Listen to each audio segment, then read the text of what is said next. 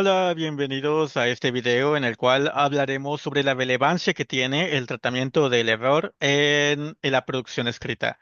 Em, para empezar, me gustaría compartir esta cita de Ortega en 1994, en la cual nos cita a Casani, indicando que la continua señalización de faltas en los profesores de lengua extranjera que nosotros imponemos a nuestros estudiantes en sus textos escritos genera un cierto miedo a la escritura por parte de ellos.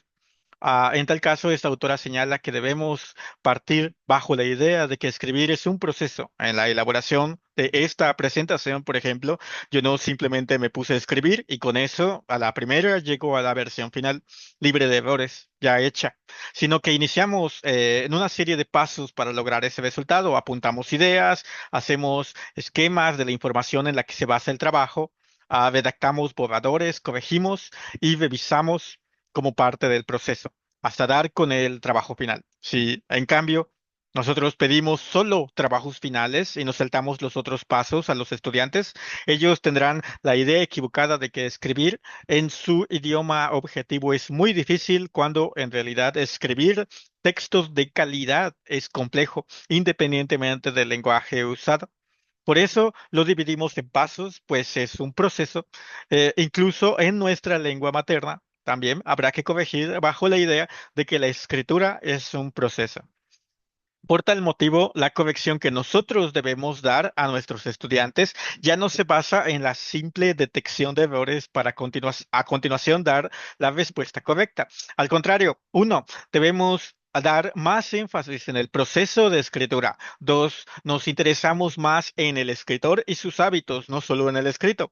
Tres, se hace énfasis en el contenido y la forma. Primero, significado y luego expresión lingüística.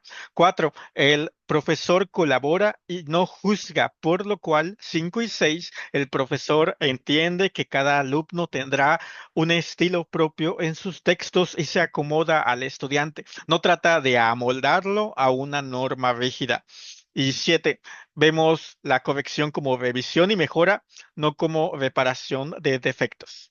Con esto en mente, vamos a ver los siguientes temas. Para empezar, la corrección no es una evaluación. Podemos ver en la diapositiva que corregir no es emitir un juicio, sino usar datos en los errores para ayudar al estudiante a superarlos. Para ello, es más importante, antes de empezar a corregir, es elegir los objetivos para la corrección que vamos a hacer. Podemos ver algunos ejemplos en pantalla, pero lo importante no es cuál usar, si eso depende de la situación y del estudiante, sino que se use uno y que no se pierda de vista. Después está la pregunta de qué errores podemos corregir, y hay muchos tipos de errores, pero cuáles corregir dependerá también de la etapa en el proceso de escritura en el que se encuentra el estudiante. Corregiremos la ortografía en un esquema escrito en una servilleta o en la última versión del borrador que es previa al trabajo final. Lo cierto es que la corrección que se centra en el contenido es más aprovechable y la veremos en las primeras etapas de la escritura, y es esa a la que tenemos que darle más importancia. Este tema está ligado a cómo corregir de acuerdo a la etapa del proceso de escritura. En pantalla vemos unos ejemplos de lo que se puede corregir dependiendo de la etapa. No debemos perder de vista, como se ha dicho antes, que escribir es un proceso. Si enseñamos a varias personas a la vez, podemos hacer que se corrijan entre sí, y esto será una experiencia de aprendizaje para ambos, el que corrige y el corregido. Si enseñamos a una sola persona, una autoevaluación, a pesar del nombre, puede ser una excelente forma de permitir que el estudiante se responsabilice más en su aprendizaje. Sobre cómo hacer las correcciones, primero que no se nos olvide distinguir entre las faltas, cosa que todos hacemos, incluso nativos, que solo requieren una corrección evidenciadora, y un verdadero error, el cual el estudiante aún no sabe o no domina la regla que ha roto, por lo cual debemos dar una corrección más completa. Del mismo modo, toda corrección debe ser relevante, clara, firme y localizada para evitar situaciones ambiguas.